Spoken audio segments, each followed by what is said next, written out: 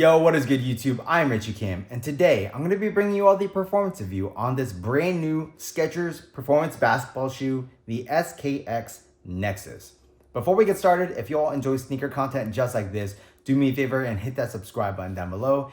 And please hit that bell notification button so you never miss another video just like this one. But anyways, let's get right into it.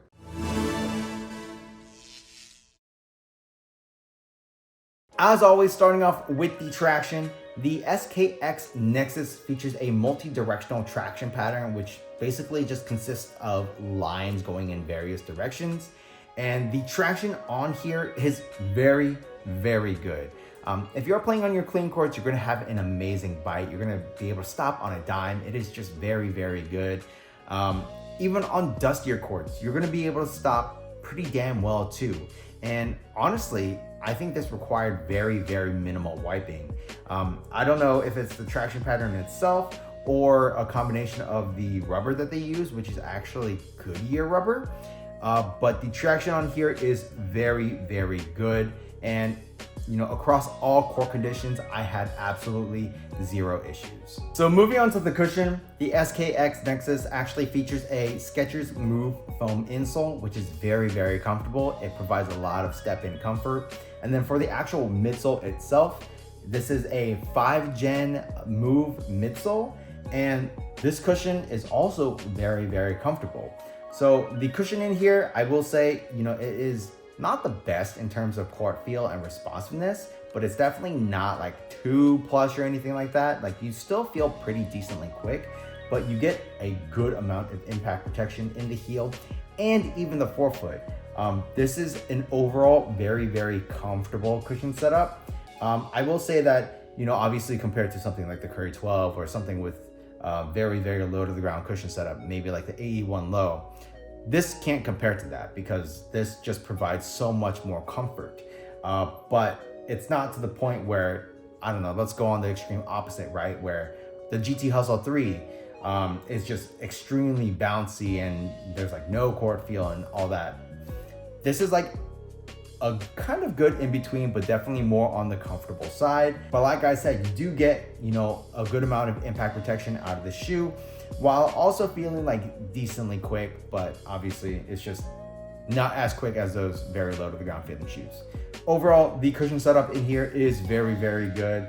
And this is probably one of the more comfortable sneakers that I've been playing in as of late. So moving on to the materials, the SKX Nexus features a pretty much like textile or mesh upper.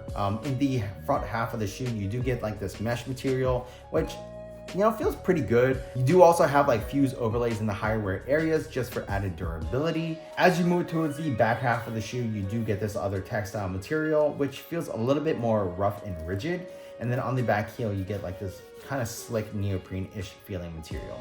And yeah, overall, I do think the material usage on here is pretty good, especially for the price point. In terms of the performance, it gets the job done very, very well. I had pretty much zero issues with the materials on the shoe. Moving to the tongue, you do have like that same textile material. I would say this tongue is adequately padded as well.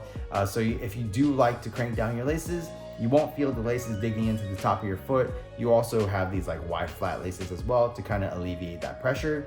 So yeah, I mean, overall, the material usage on the shoe, obviously, for the price point, it's definitely not the most premium, but for the price point, I think it does feel pretty damn good, and it gets the job done in terms of the performance very, very well. So moving on to the fit, I would say this does run true to size. I'm a slightly wide footer, I went true to size, and I honestly felt perfectly fine in the shoe. I didn't really have any pressure up in the forefoot area or the midfoot area.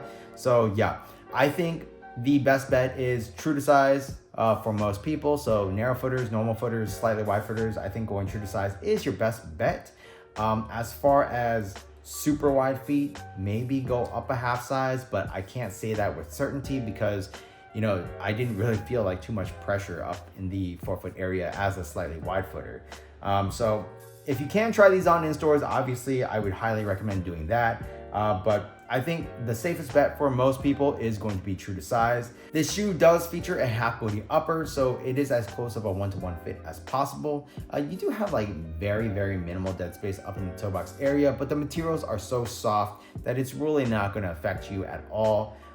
Everywhere else, I did feel pretty damn comfortable in this shoe. So overall, I would say that the fit is good.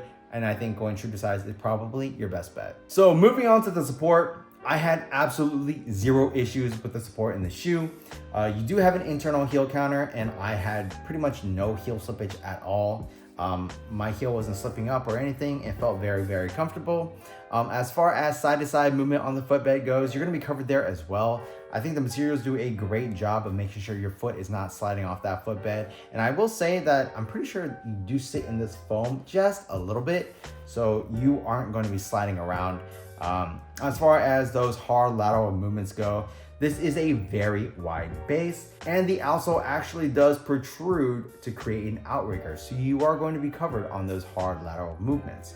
As far as torsional rigidity and stability goes, I'm not sure if there's a shank plate in here, but I'm sure there is, because this is pretty stiff and rigid. You're gonna be covered on that front.